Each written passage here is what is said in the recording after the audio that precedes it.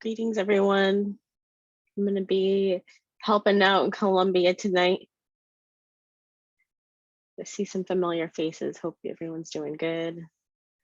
I'm going to share my screen so everyone can see our Miro board.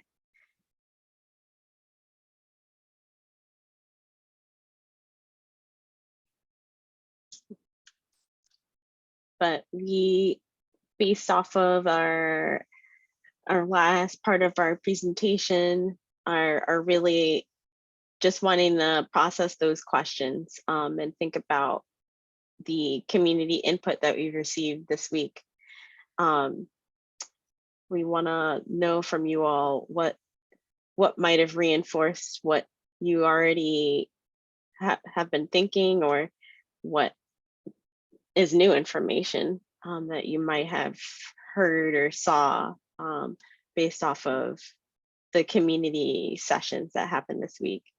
And so I'm sharing my screen, and we'll have about 20 minutes to work through this part, and then start making some themes based off of what we have been hearing.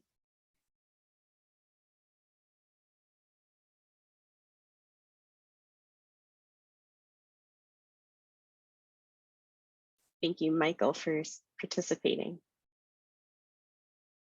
No worries. And I can also share this link in the chat that has a folder of some of the content. I think that'd be helpful. There's a lot of stuff there. There'll be some notes, some poll results from the open house, and also some video files.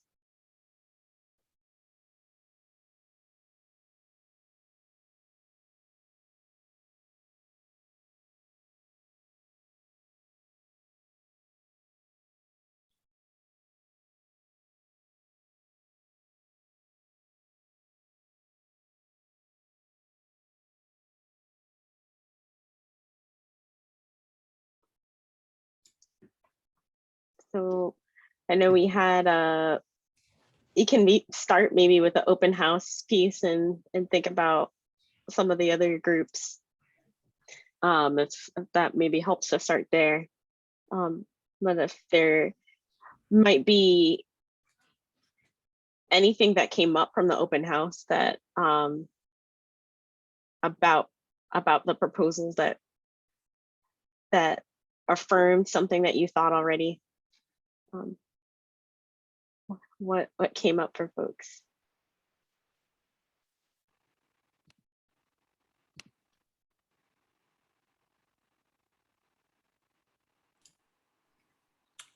So I don't have feedback directly on that, but I did notice there's the form responses are all in sheets in that folder. It includes everybody's personal information and email addresses all out there publicly, if that's something that people protecting data want to care about. Thank you for highlighting that. I'll make sure I'll communicate that back to our folks so we can make an adjustment there.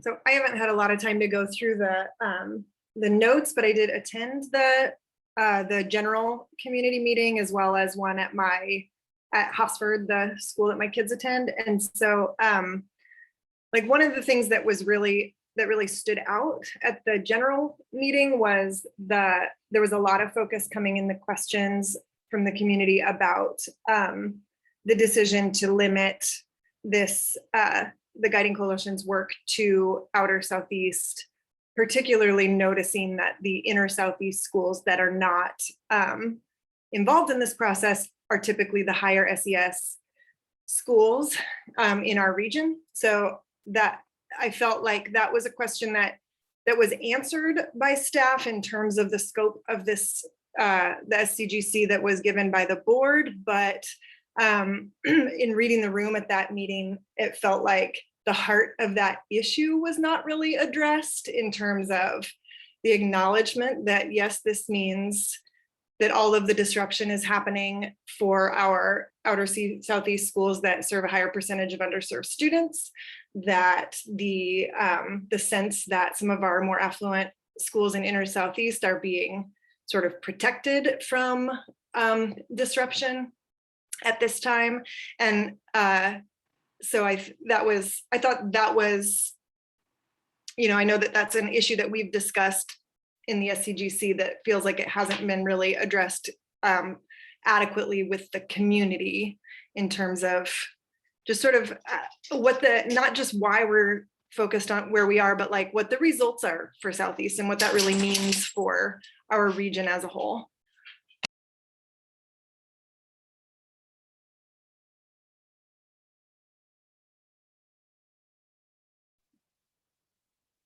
I had that same observation, Beth, that it didn't seem like it really got acknowledged that it was the higher SES schools that weren't being impacted.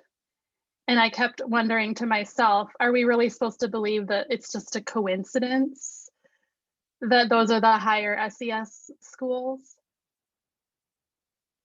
It just didn't seem like they really wanted to talk about it.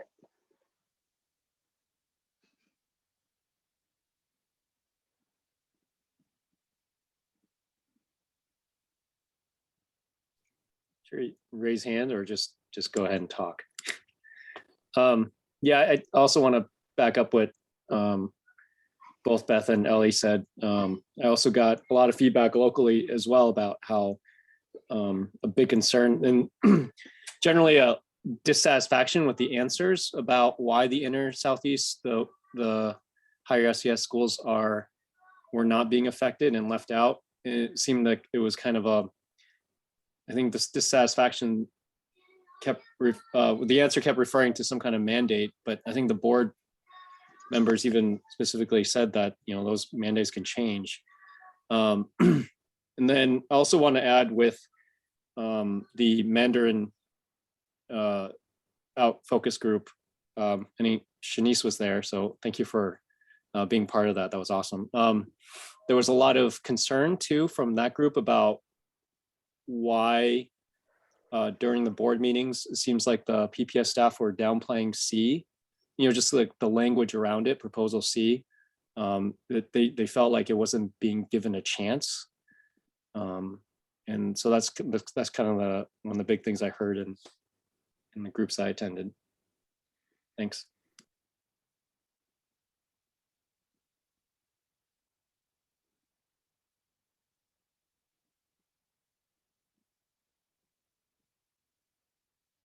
So I just want to clarify that I meant that the presentation of C felt like that wasn't it was you know, language around it that said, oh yeah, this is not the preferred one and things like that. So kind of giving like kind of a slant when presenting to the board. That's what I meant. Thank you. I'll correct that here in my notes. Live typing.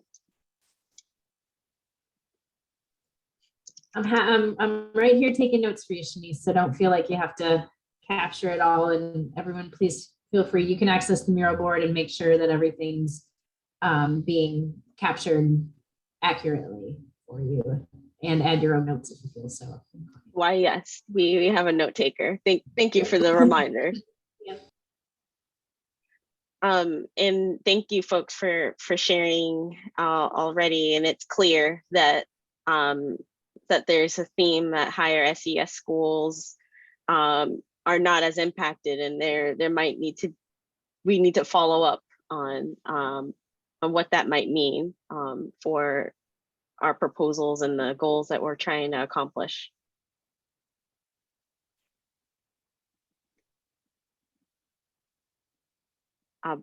Beth, you have raised hand.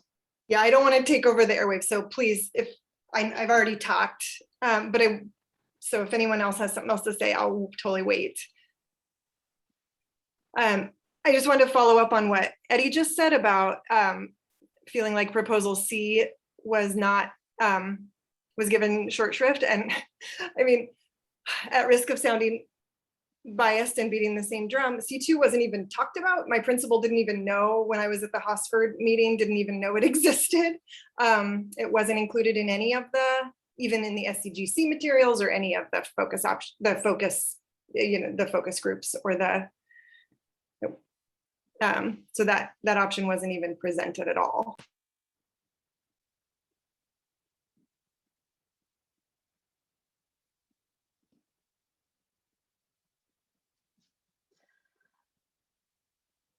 I would have liked to see just more feedback from more schools. You know, in that folder, there's not a lot of feedback from very many of the schools. You know, understandably, it's Bridger and Woodstock and the schools that are being the most impacted that have given the most feedback. But you know, Lent, there doesn't seem to be feedback from Lent, or I don't think I saw anything from Harrison Park. So I would have liked to see feedback from more of a variety of schools.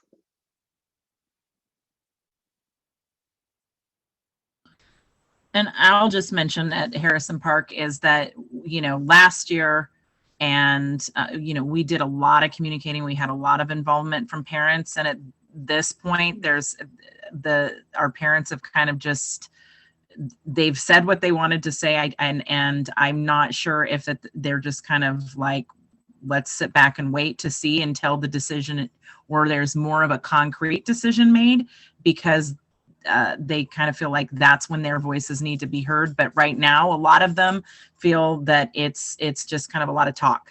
And that's just, you know, the feedback I've gotten from my families. And there's a lot of language, a lot of languages at Harrison Park, which was one of the greatest things about it. But the way we do a lot of our communicating is not via computers, and so that's a real struggle for our community.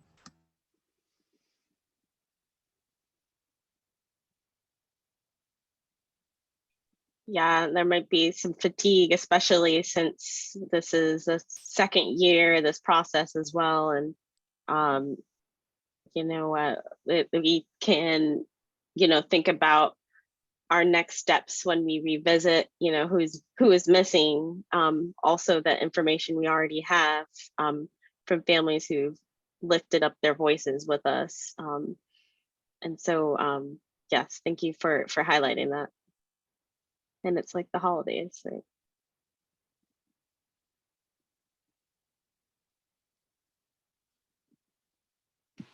What else? I'm wondering if there's anyone here who either attended or was able to synthesize some of the Spanish immersion, or the Spanish language sessions. I was just trying to scan through, but I can't scan and listen to the conversation at the same time.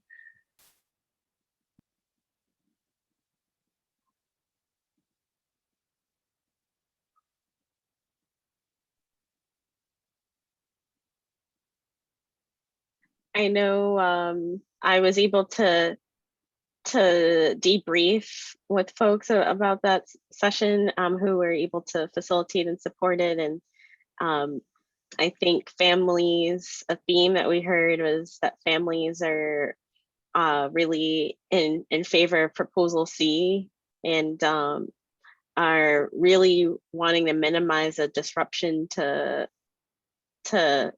change. And so I think that showed up loud and clear. And a lot of families, I think, from Bridger attended, and I think there were definitely others there. And so, yeah, folks have read the notes. I want to welcome you to share what you saw as well.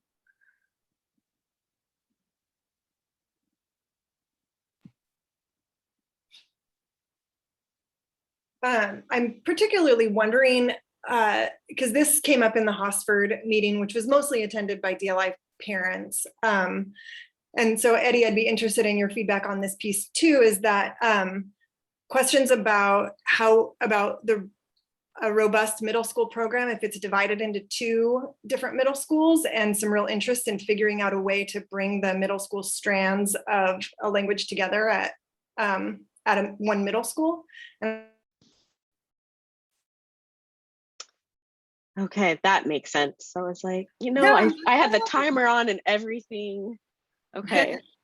And someone was mid sentence. Yeah, I think I pretty much got to the end of it, but just wondering how that's come up in other communities as well, in terms of, because we've got several proposals that split some of the DLI programs between multiple middle schools, and wondering what the feedback is looking like on that, because I feel like we've heard from principals that that's challenging. Can I just ask a quick clarifying question, Beth, just to make sure I was capturing this right? It's about questions about a robust middle school program if it's divided, like there's 2 DLI strands from element like K-5 coming into a 6 through 8 from 2 different elementary schools? Yeah, well, so some of the proposals have like 2 strands of Spanish at Kellogg and 1 at Harrison Park, or 1 strand of Mandarin at Harrison Park and 2 strands at Hosford. And so there was some feedback that it seemed like it would be a much more robust program at the middle school level if like all 3 strands of elementary Mandarin were in one middle school, regardless of, so sort of separate from the question of whether the elementaries should be co-located or whole school. So that was something that came up in the Hosford conversation that I was curious if other people had talked about. I guess from what I've heard in the, obviously from the Woodstock area, Beth, to answer the question, I've been getting kind of a mix of feedback from that. On one hand, they want a robust program for the DLI, and so it makes sense to have it like consolidated at the middle school. But at the same time, there was also a lot of hesitancy the other side, which is like having it consolidate also limits access to the program, because there's some parents who are concerned that they weren't going to be able to, drop off their kid at elementary school and then bus across town to get their kid in the middle school across town. So I've been kind of getting a mix. Yeah, I feel like those transportation questions are pretty huge. And then the feeder pattern question is another one that like people really want to know an answer to before they say which proposal they support.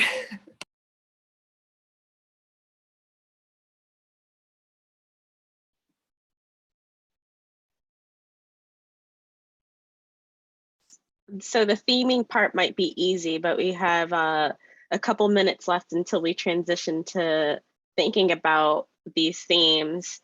And I'm curious too about this last question: what might be missing from all that we've heard in the last couple of weeks? Who might be missing, or what are we missing?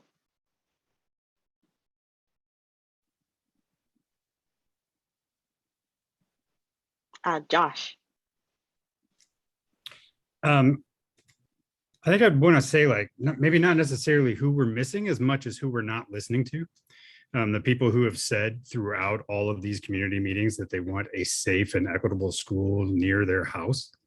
That's been the message each time. And we keep coming back with, we need something different, and go back out and ask again. And they come back with the exact same answer. So I don't know that there's going to be a way to get, success truly out of this project, just because of that. But along the lines of the unpopular opinion, I'd hoped that somebody else was going to propose this before I had to. But we have not looked at the initial promise of moving Harrison Park's K-5 to Clark. CSS is all about that. We're on board with what is involved with that and what that means. But if we look at the number of displaced students, if we move, it's, that's the cascading ripple effect that's hitting thousands of kids. Versus if we stayed in our school, we could even, add modulars, start taking in neighborhood kids, do kind of the same thing we were going to do at Arleta or Woodstock, but just in our current space in order to disrupt less kids.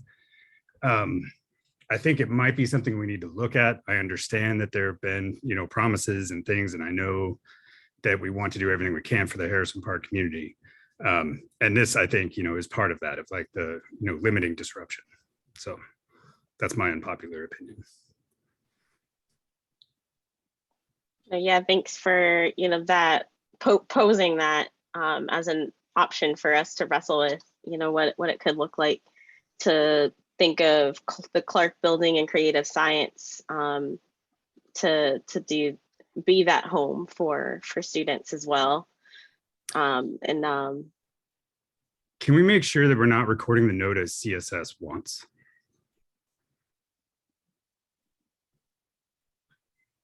Yes. Josh, I just want to clarify. So you, I think you mentioned to me this earlier too, and I thought it was very interesting. So the idea is that CSS stays at Clark, kind of, and then it would also take a neighborhood, kind of a smaller catchment area, and then the Harrison Park, K through 5 component that doesn't,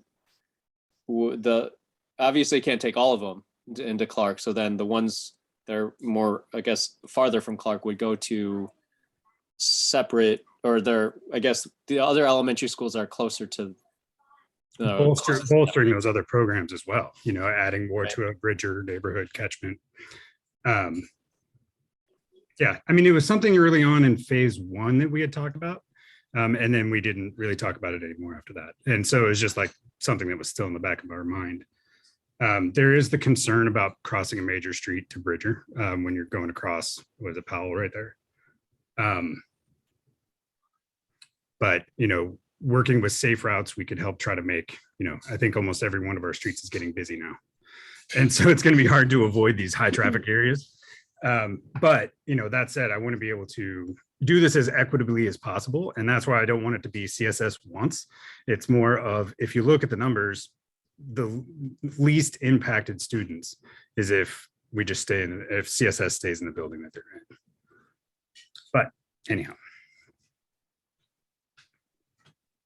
I don't want that to be where we land because of the whole reason of coming into this. But, I think it came up earlier, or all the conversations about the other SES schools is, can we truly say we're putting an GC lens on this without including all of the schools, without including the whole community? Same thing kind of plays. Done. Thank you, Josh. Ellie, you have your hand raised. Thank you. Is there anybody who hasn't spoken who wants to say anything?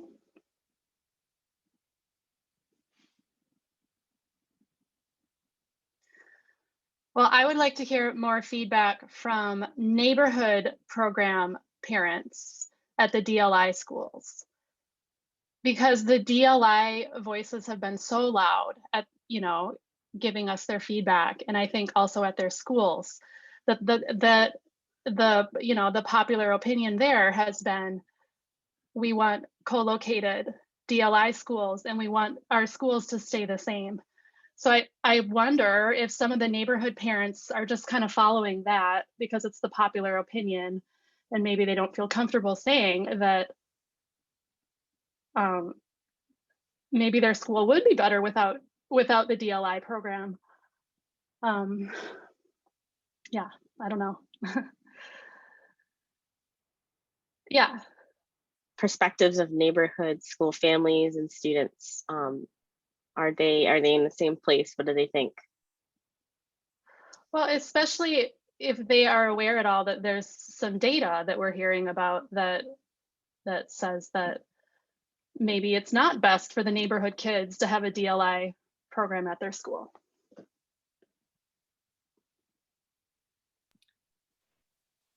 I know that we have, there has been feedback coming out of the Bridger community meetings from that is a single neighborhood strand, which I know is one, that's where the most concern lies, is with the single neighborhood strand. And that there's definitely been feedback from both teachers and families that it's really challenging, that it's really hard to have that single neighborhood strand.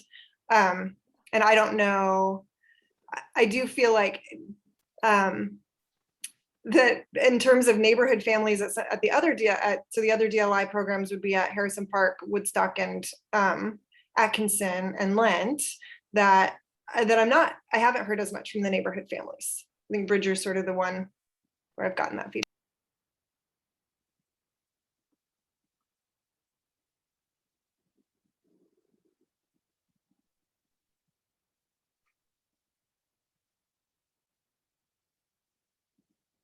Thank you, Ellie and Beth. We have about 4 more minutes, and there's already been some grouping of themes, but just to like call them out, I think it's clear that a lot of questions are coming up about the board meeting, especially how Proposal C, how it was presented, how it was discussed. Also, how higher SES schools are impacted by the process or not. And other considerations we might be able to offer with creative science, and who we might not be hearing from. But yeah, am I missing anything? And what else would folks call out or highlight that might be missing here?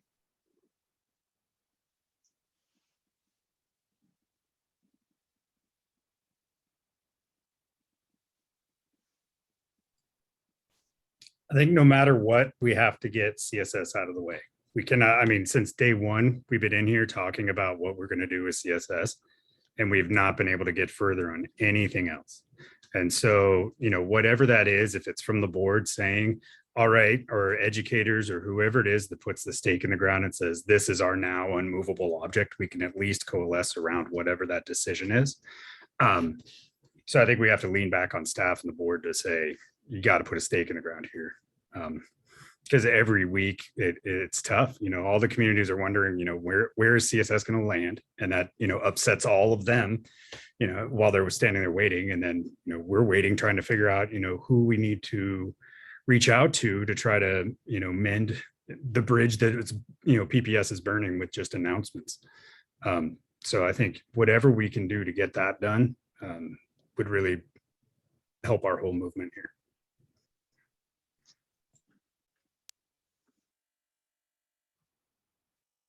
There's something to having that clarity that will really ease at least one burden in this process for families. And so, yeah, having the staff and board prioritize this, I think could be something that we lift up. Well, and just logistically, Jed said that that is the number, that's the first base layer that has to be laid for any proposals. So they cannot build a proposal without having without knowing where CSS goes. So I totally agree with you, Josh. It's like that this has to be decided so that we can move on to other things. And I know that it's been frustrating all around that it feels like this one thing is taking so much airspace. And like, for me, I'm like, why wasn't this question just answered 6 weeks ago when we first brought it up, so that we could, and so hopefully we'll get somewhere on it.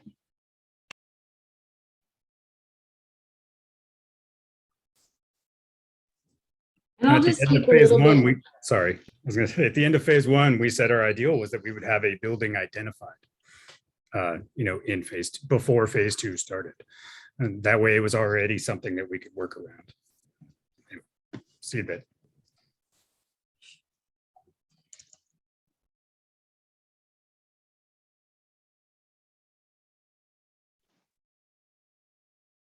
Welcome back, everyone. I'm gonna share my screen. Here we go. And as Karina mentioned, we're gonna take this time to really see where we have consensus. And our room is basically focusing on our Chinese immersion. And so what's on the mirror board, we have some content, especially some program placement information to review, but I'm gonna start here where we think about Chinese immersion in the context of our 3 proposals, and just kind of seeing where folks are at, especially when we look at this evaluation tool and what it's asking us is really thinking about our 3 goals for the process. Harrison Park being dedicated to a middle school, having a site for the K-5 Harrison Park students, and increasing enrollment at Lane. So considering those 3 goals in the context of what we have here. So yeah, what are on folks' mind, especially maybe if we start with proposal A and do it that way.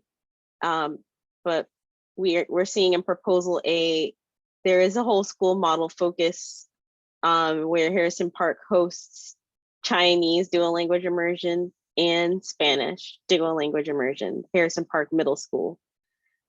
And then you'll see that impact to Bridger hosting the Chinese dual language immersion program. Josh, your hand raised. Yeah, so without the data that we're getting about the impact to the non-DLI students in co-located schools, how do we prioritize whole school DLI, which it sounds like educators would rather that we went with, versus co-located, which the parents and community would rather have? Like, at what point do we say the educators know best and this is going to be our North Star, you know?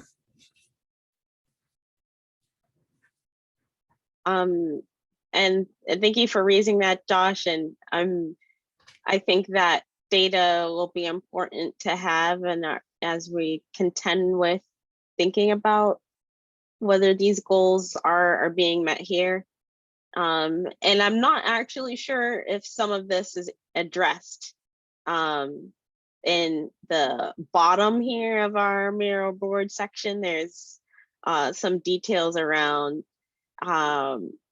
K-5 classrooms required for a balanced co-location model. And so naming the number of classrooms required. And so it's not really saying the number of students, but naming the number of classrooms. But hopefully we have a note here that data point will be helpful for us. So Josh, the other response I wanted to give to your question is, we look at the overall goal for why students are in school, right? Which is to increase academic achievement. And in the process of helping them increase academic achievement, to expose them to a lot of other options such as DLI.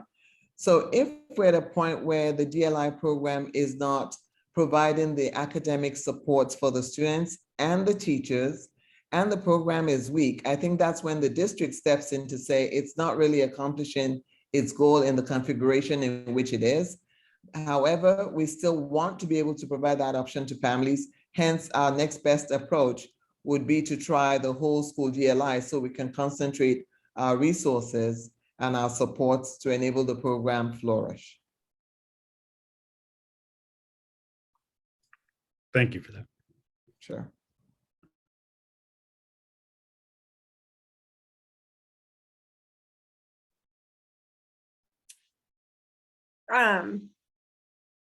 Yeah, I agree, Josh. That's really hard to sort of figure out how to balance the input that we've gotten without further data. And like for me, one of the things that I feel like I have heard a lot from principals and instructional, from principals, and then also feel like there's sort of less resistance from families, is that idea of like having all the strands in one middle school. And I wonder, like, to me, like if I could have one thing to sort of start building around, I'm like, okay, what would that look like? We've got a couple of options here where all the Mandarin immersion is in one middle school.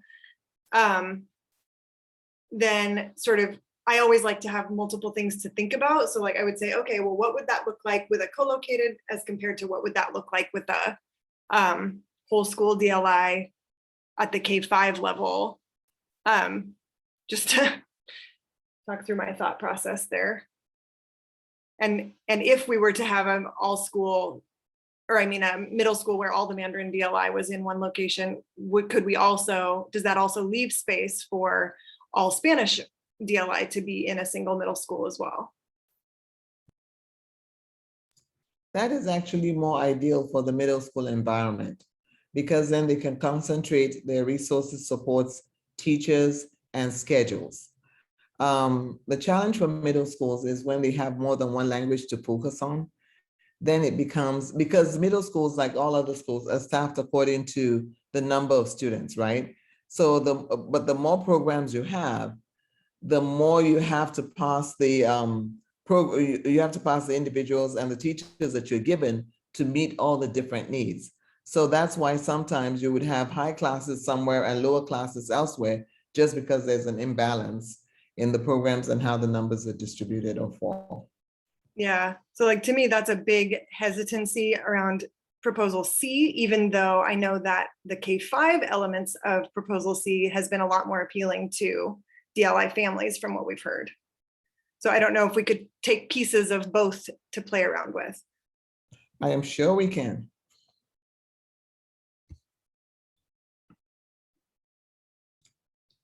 And the Absolutely. feedback from the Mandarin community has been that they want to be co-located, right? That it's about sharing culture and not looking inward and kind of, moving forward. I think that and the transportation piece, like from the Harrison Park community, I'm hearing that they really like having both be in the same, like access to both within that community, and that, traveling to Woodstock for an all school DLI would be a transportation burden. And I'll chime in here that is the feedback we've heard from my Chinese speaking families, that many of them rely on grandparents that live with them. It's multi-generational housing, and they don't drive. And so transportation would become an issue if they're not closer to the neighborhood and where they live. Yeah, I just want to also back that up, Leah, as well. Also what we've been hearing from the Harrison Park families as well as Woodstock families is that consolidating DLI at the elementary level also limits, the biggest concern is it limits the access to these DLI programs. A lot of the families would not be able to attend anymore. The other thing is also there's very big resistance among the Mandarin speaking community about being turned into a focus option school, or what effectively is like a focus option school, where if it's a whole Chinese DLI, because of that perceived segregation piece, as well as just the idea of displacing a neighborhood is really unappealing, especially, and there's an issue of safety and concern as well, because of all the anti-Asian hate going on and stuff like that. A lot of families are very scared. I mean, if you can imagine, they have a safe community, they have a community they feel safe with right now, and suddenly being picked up and displaced to a new community is something that's just really, really just scary. Thanks. And that's been expressed by my families as well, is that they felt it could become targeted for some of the Asian hate, and that was a concern that they expressed. And I'll just state that I think at the elementary level, you have enough students, and there could be an argument made to have co-located programs. But when we do get to the middle school, that is where in all DLI programs you see attrition. You see students, middle school students come into their own and start to voice their own opinions, and they often make choices and with their parents. And because of that, I think that's really where you have to start to begin to look, number one, at resources, but also at class, just those class sizes. And are you going to have enough students to build a robust program? And this is my personal opinion, and I'll just state that as kids get older and they grow, part of our job as educators is to give them experiences and help them grow and learn, meet new people, and help them through that process. And it kind of makes sense as they move through their education that they are exposed to new children or new kids and have some new experiences. And that's just something to think about when we're talking middle school. We might want to think about developmentally what may be appropriate as well.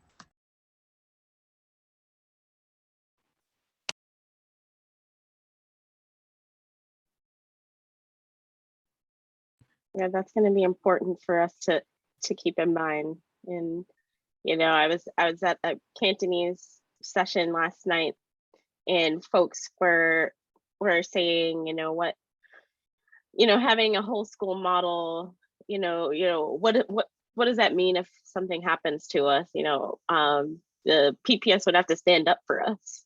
And so there's definitely this theme that is real here around the impact that will happen to Asian communities. And so I think we're the goal is to do a fist of 5 eventually. And so maybe we'll kind of break that up. And but I think that there are definitely similar themes going on in proposal A and B that we're talking about now. So I just want to name that. But there is that impact with the Chinese dual language program at Bridger that doesn't resonate, right, with folks who are currently participating or receiving support from those programs. And also acknowledging that we might need more information to kind of be sure about how we feel. Should we be using that? Are we supposed to be using that Google document to like enter pros and cons or comparisons between the 3 based specifically on the Chinese immersion? Or is that something we're doing at another time?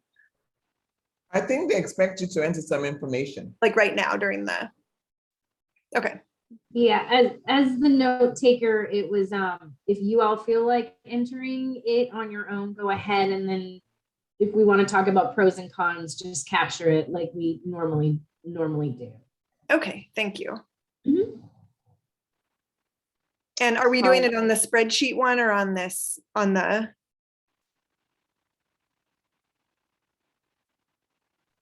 I think there was the collaborative one that I Yeah. think you shared. Yeah, it's a sheet. I think I see the tab up there on the screen, this SEGC proposal evaluation. That's a Google sheet. Mhm. I think that's the collaborative one. Yeah. So it is kind of hard to isolate the Mandarin immersion because like the question that I have is like, okay, so if we start looking at the various middle schools to say which, if we were going to bring all 3 strands of Mandarin into one middle school, what makes the most sense? Like I know it came up in the Hosford community meeting, like why can't we bring it all to Hosford, which is already a very overcrowded building. So that would require, like other feeders going somewhere else, which could be considered, except that only one of them is part of this process. So Woodstock is the only Hosford feeder that's involved right now. So anyway, there, I don't know if that would be a starting place where we could think, but to me, it's really hard because then if we say, okay, well then is there room at Kellogg for all of Spanish if Harrison Park is the home of Mandarin, or if Lane is the home of Mandarin, or if, or is there enough room, are there enough students for Harrison Park if Lane is the home of Mandarin? These kinds of questions where it's like, I'm struggling with seeing how it all pieces together when I'm trying to only look at one, but I'm a really big picture person. So maybe someone else is better at that.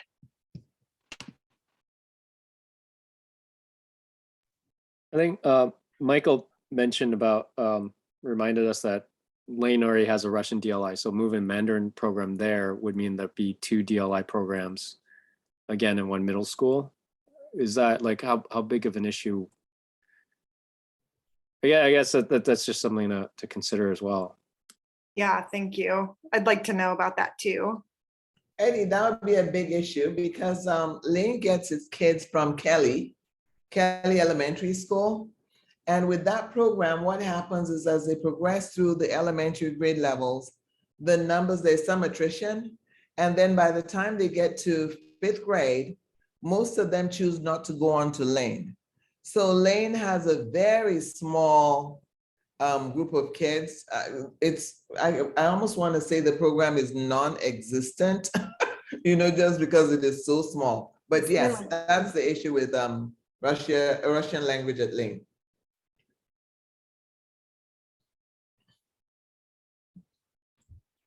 Is there a scenario where we wouldn't support a language if it got too few kids in it? Yes, I am sure there is, but I'm yet to hear it. I don't know what that threshold would be. Okay.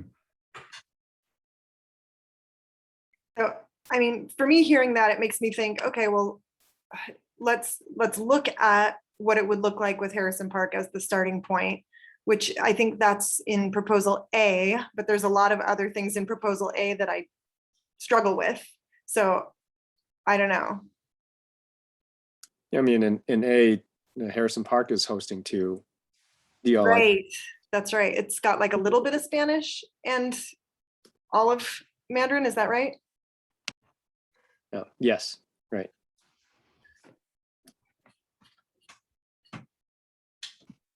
Yeah, so I would want to see where Spanish could have, be all in one building as well.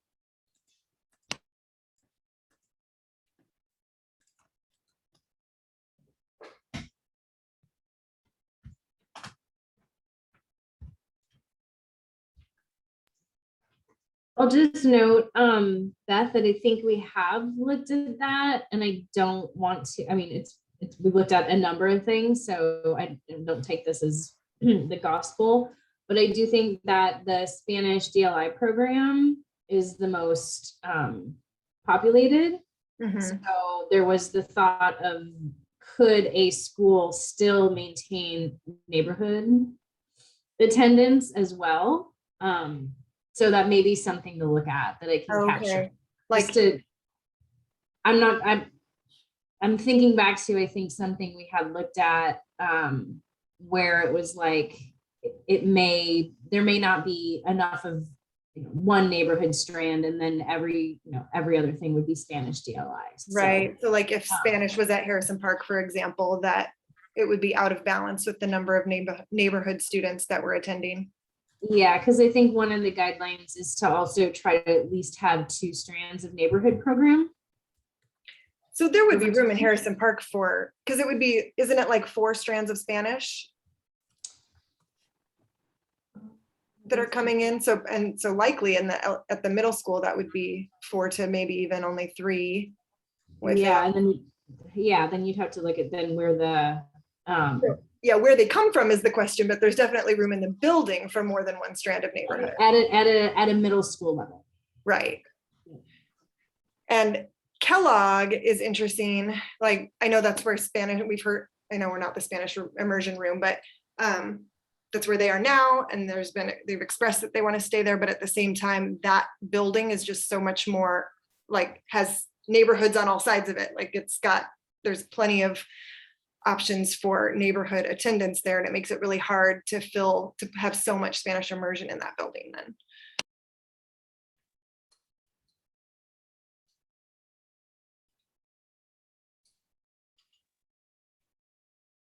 Thank y'all. I think this is,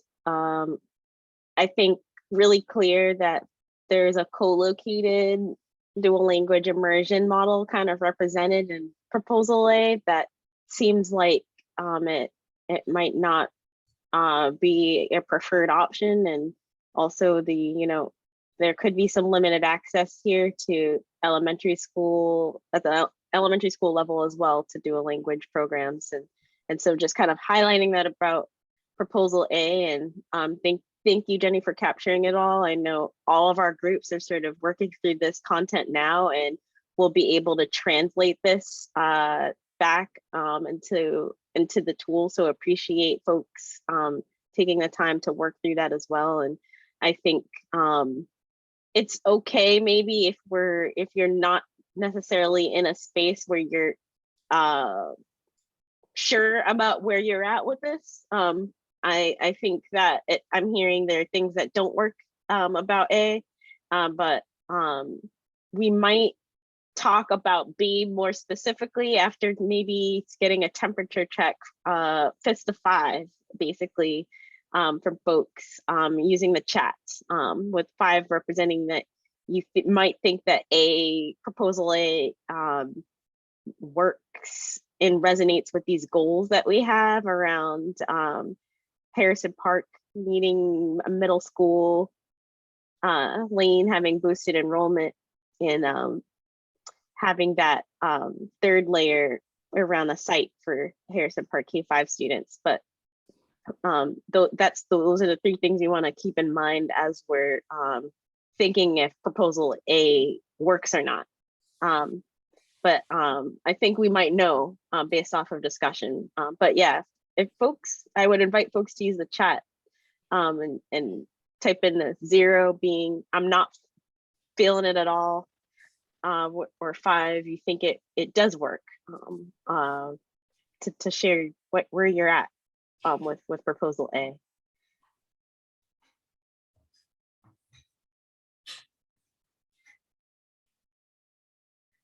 Yes, we can definitely think about the elements of proposal A, and work through those.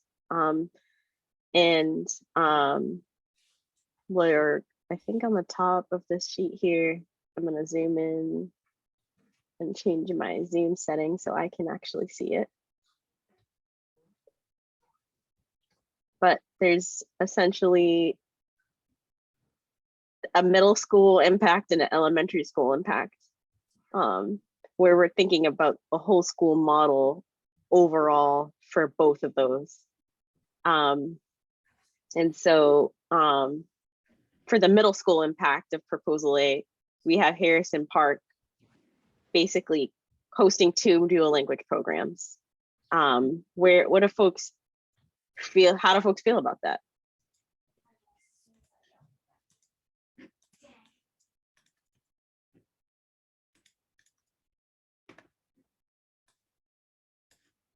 Five Sorry, being just have second one more quick question.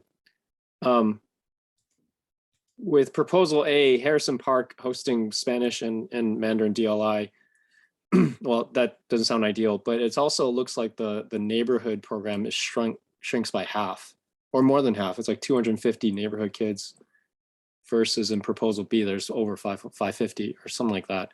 So that means that Harrison Park would not be serving as many of the students it currently serves, right?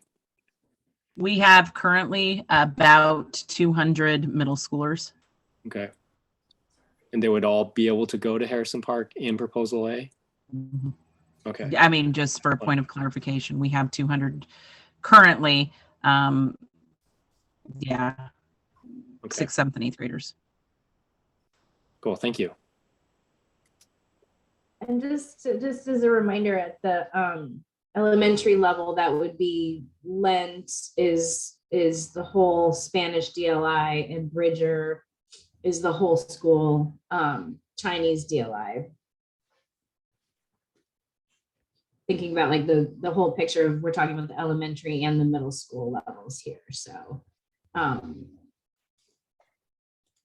thank you for clarifying that, Jenny. And we can transition now to the elementary kind of piece of proposal A, and do the same fist of 5. And we're really, what's highlighted here as well with Bridger, right, being at whole school lottery, Chinese dual language program for our K-5 students.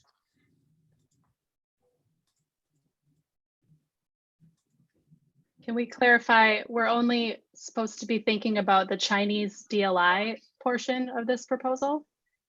That's correct. Just that Chinese, or the Mandarin and Chinese dual language program. Thinking about those 3 goals too, in the context of phase 2's overall goals, which essentially is boosting middle school enrollment for Harrison Park and Lane Middle School. So I think Eddie's question is an important one, is well, are the neighborhood school students, or I think it was Eddie, but the neighborhood school students, that would just be a different number if we hosted 2 dual language programs, proposal A.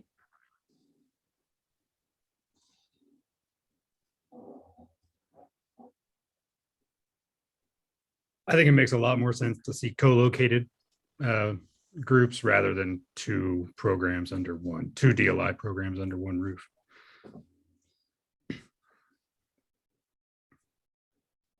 Noted.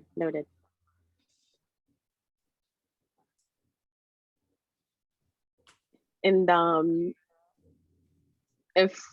we might have already started that as we transition, but thinking about proposal A's elementary schools that are impacted from a 0 to 5 being that you're super comfortable and support it, but 0 being maybe not at all.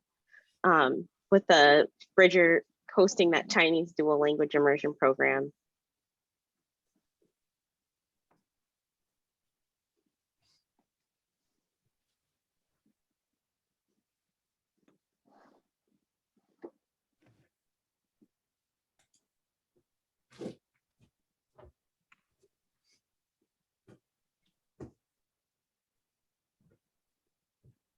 Good question. Would Bridger have to use portables in this scenario? I'm unsure, but I can make sure that question gets answered. I can help with that. I'll just apologize. I've been really sick all week, so if I go off screen, it's because no one needs to see me just coughing. Bridger, I don't think in scenario A would need to use portables, but we did update the capacity for it in all the dashboards. So looking at, let me see, drop a proposal A really quick.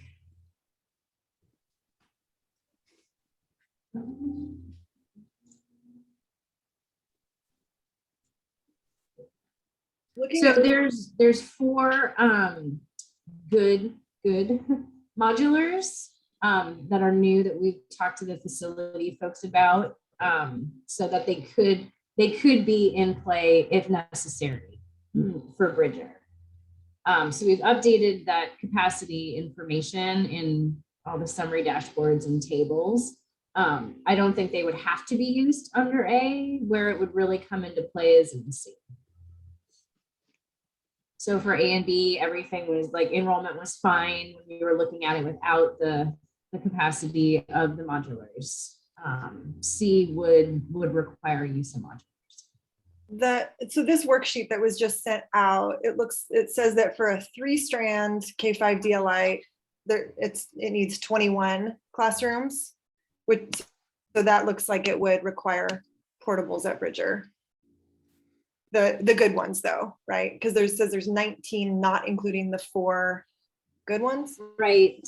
So with the 4 good ones, I think there's 23. Okay. And I'm not sure if all 4 of them are, but I just asked a side question on that. And I think it's 23 classrooms with the use of portables. Okay. I mean, the feedback that I feel like we've heard is that neither the Chinese immersion families nor the Bridger families are psyched about option A. So yeah, and then the fact that it would probably require at least some of the portables. This seems like a tough one, a tough sell.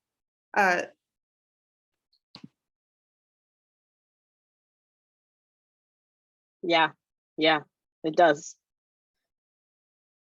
And I do think we've kind of been reflecting on a couple of elements of proposal B in this discussion too, but I'd like to maybe transition to thinking about those elements where we're retaining some program locations at existing locations as we're focusing on the whole school model as well. And so Lane, in terms of the middle schools impacted in proposal B, would actually host a Chinese dual language program in this scenario or in this proposal. And so no changes to the Spanish dual language programs at the middle school level, and Lane would actually host that Chinese dual language program at the middle school level. And so I'm curious if, based off of what we're hearing from families and folks in the community, if that scenario where Lane might host all Chinese dual language at the middle school level, how that might work, where we know Woodstock in this example would still have the Chinese dual language program.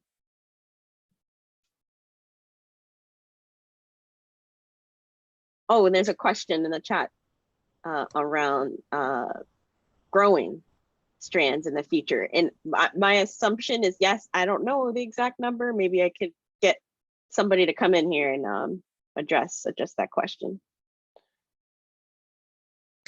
I haven't heard anything about that, so I can't answer that question. So I'm reading, how would DLI families feel about going to Bridger? I think that, from what I've heard, that's closer and it's more accessible. So there's that was shared that's better than further away, right?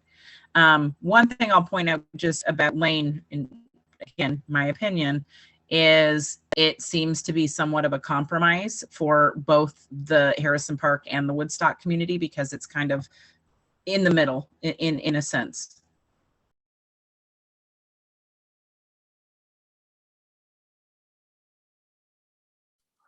Yeah, the thing I would add to that is that so when you look at when I was looking at the maps for where the MIP families come from at Woodstock, native speaking Chinese speakers, it was not all in the Woodstock catchment area, but very close, around the neighborhood. And if you include those that are bilingual families that didn't pick Mandarin as their native language, it's even more. And going to Bridger would be a big hardship for a lot of them. And also heard the other way around as well. The families at Harrison Park, the idea of commuting to Woodstock would be, again, a huge burden as well, and probably a lot of attrition. We were also told in maybe Dr. O, if you could chime in, but I think there was, I think we were told that there was some interest in or the Harrison Park DLI program is still growing. It's still a nascent growing program. In that wanting to, there's some desire to want to keep that, to keep it growing instead of having it, all consolidate one area, possibly cause it to not grow. That is true. That is accurate. So there is some consideration being given to the program, because when a program begins to grow and begins to flourish, if you intercept that trajectory, oftentimes if you're not careful, you actually do end the program. So if it is flourishing and if it is growing at Harrison Park, we're considering just letting it keep its home. So my question around that is the idea that it would just grow to like one really strong, robust program? Because I know that with the pandemic, it's kind of halted the growth in a lot of ways. Because I do get nervous if the goal is to grow it to 2 strands and we're saying we might consider keeping it at Clark as like having 2 separate co-located programs, because that building, from what I understand, can't have more than 3 strands in it. And if we're planning to grow that Chinese immersion to 2 strands, then we're, essentially creating a future single strand neighborhood program, which we have really identified is a big problem and not a good situation. I think they were talking about Harrison Park and not necessarily Clark. Oh, like not making it a middle school? No. It will be a middle school, but that program, Harrison Park program right now as is growing. Oh, so just making sure to keep the middle school program at Harrison Yes. Park. Okay, I follow you now. Yeah, because also when I was thinking about the maps, because I was looking at those at the maps too that Eddie was mentioning about like where families are coming from, and one thing to note, I was looking at the Hosford and the middle school level ones and the high school level, and Harrison Park's program isn't that old yet, right? Leah, what's the highest grade of middle school of Mandarin at Harrison Park? We will have fifth grade, and that is our flagship group. They actually did not have the Mandarin immersion program as kindergartners. They started as first graders. We saw large attrition with that group. And I won't go into that, but it's a very small, we're down to 10 kids there. Our fourth grade group is much larger than that, but they will be in sixth grade next year. So yeah, we're going to see those middle school numbers sort of shift in that direction as kids in the Harrison Park program reach the middle school grades. And something that came up, this was like a new piece of information for me at the Hosford meeting the other day. One of the parents was talking about her older child who's graduating from Cleveland and said there's only 18 kids in her entire graduating class of Mandarin at Cleveland. And so that attrition piece can get pretty serious in the upper grades. And so it just feels like having everybody together would be pretty important, especially for that smaller Harrison Park strand. If it's really going to be supported, I feel like it needs to be robust. Yeah, that's what I've heard. I've talked with some ResJ partners about the proposals today, and that is exactly what I heard. And I think I appreciate hearing this reiteration here that Bridger might really not work for families for a Chinese dual language immersion program at the elementary level. But as we're thinking about maybe proposal B here and maybe the future impact of enrollment at Harrison Park in their middle school, thinking of our middle school area here at proposal B, what do you all think about Lane hosting Chinese dual language immersion program? Is that something that you're seeing that would work? In the same exercise in the chat, I'm inviting folks a 0 if you're saying no, just flat out no, or 5 you think this might work, or if you're somewhere in the middle, maybe a 3. But Lane hosting middle school Chinese dual language immersion, or based off of what we've talked about and what we've learned, is that going to work for you? And just a temperature check, just where you're at.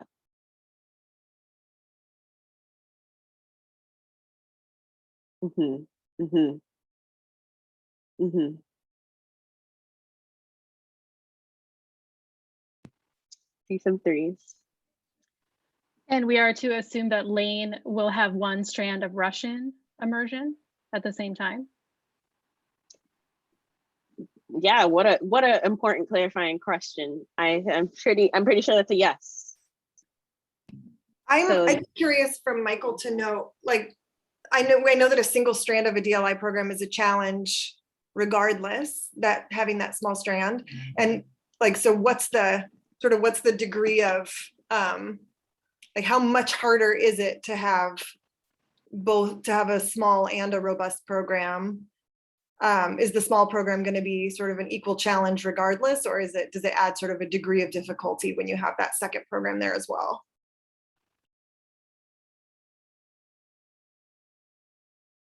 I'll try to get a word in here before the noise comes back. I walked out in the hallway. I don't have the experience of staffing that, so I would have to just surmise that because you can't balance class sizes when you have separate programs. I would guess it would add to the complexity of staffing.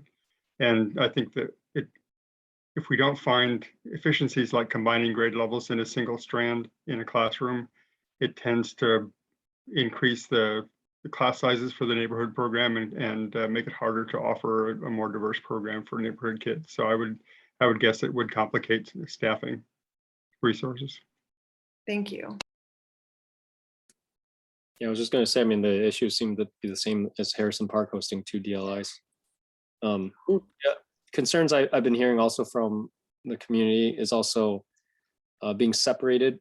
I mean, I understand that, you know, I want to be open to the idea of Lane. There are some issues where there's some families that have kids in both the neighborhood and the DLI program, or if some kids exit the DLI program. Well, I guess that makes more difference in elementary. Never mind. I gotta think this through. Sorry.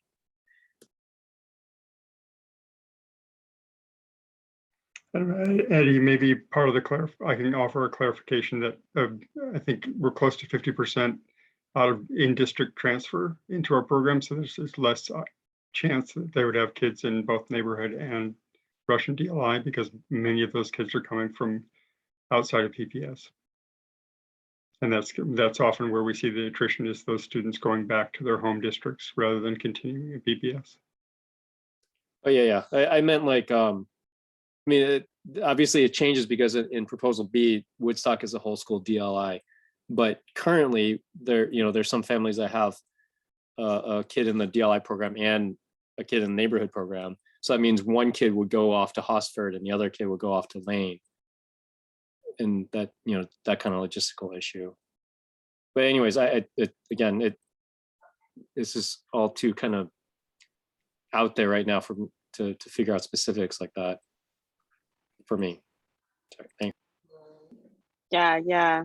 And hopefully we can highlight here,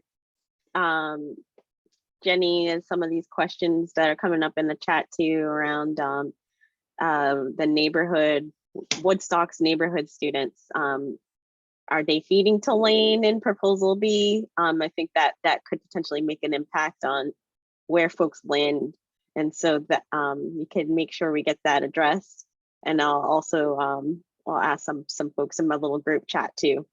But the elementary schools that are kind of represented in proposal B, Woodstock Chinese dual language program would still be retained. And so they would have that whole school lottery program. Yep.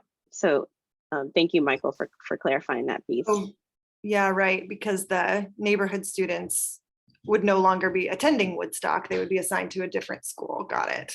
I guess I'm thinking if we did an adaptation of B where Woodstock remained co-located, could both programs feed together to a middle school? Where Harrison Park seems like that would not make sense for the neighborhood families, obviously. Mm-hmm. So we're getting a notification we're going to close, and I know they want to give us some more time, so we might be back. I apologize for that, for this disruption. Okay, as we're getting ourselves back in here. Zoom is doing its thing. And so I know we're mid-discussion here around the elementary schools impacted in proposal B, especially thinking about the Chinese dual language immersion program. My cat is being very, very friendly. So I'm curious about what folks think about this piece as well. If we were to kind of try to do just gauge how that meets the goals of our phase 2 process. How do folks feel about this? And we know Woodstock students wouldn't feed into Lane, the neighborhood program students. And so that's something to keep in mind here about this particular kind of impact to Woodstock in proposal B. And with 0 being, if this might not work, and 5 being this works, or 3Bing, I'm not sure yet. How does this meet our goals? The Woodstock Whole School Chinese Dual Language Program.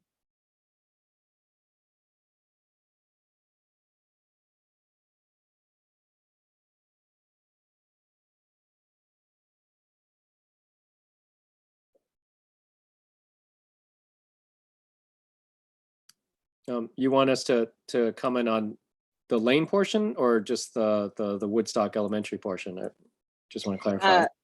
Yes, thank you. The elementary portion now, if we're thinking about a whole school Chinese Mandarin dual language program at Woodstock for the elementary students, is that something that resonates with y'all?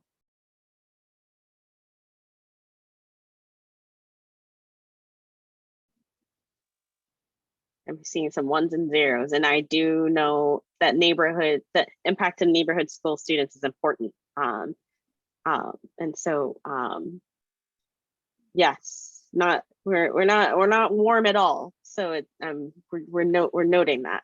We're noting that. We have about 5 more minutes, and I know proposal C is really important to community members.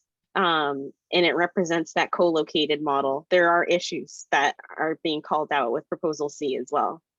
But we're looking at Harrison Park really keeping a Chinese dual language program in proposal C, and hosting a Spanish dual language program as well. And so if I'm not mistaken, Kellogg is also hosting a Spanish dual language program in this example. And so that would be at 2 middle schools, with Harrison Park hosting 2 dual language programs. What does that meet the goals that the issues that we have with proposals A and B that set up here with our dual language programs? Where are folks at with this one? If we're thinking about the middle school impact here in proposal C.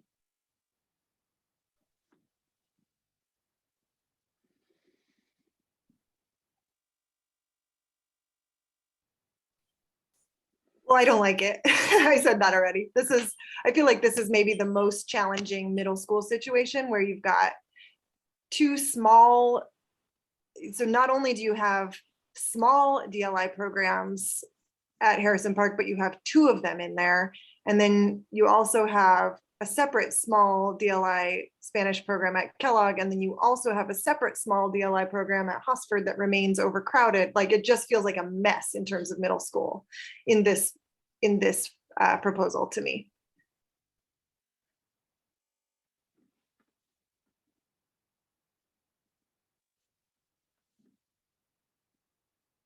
Yeah, it's definitely still has that theme of having 2 dual language programs under one school. In the size of those programs being small. And I think this one is a big one for Lent here, because Lent students would be feeding to Harrison Park, and they're feeding in a Kellogg and another basically before this context. So that's a big shift. That's a big shift for the Lent community.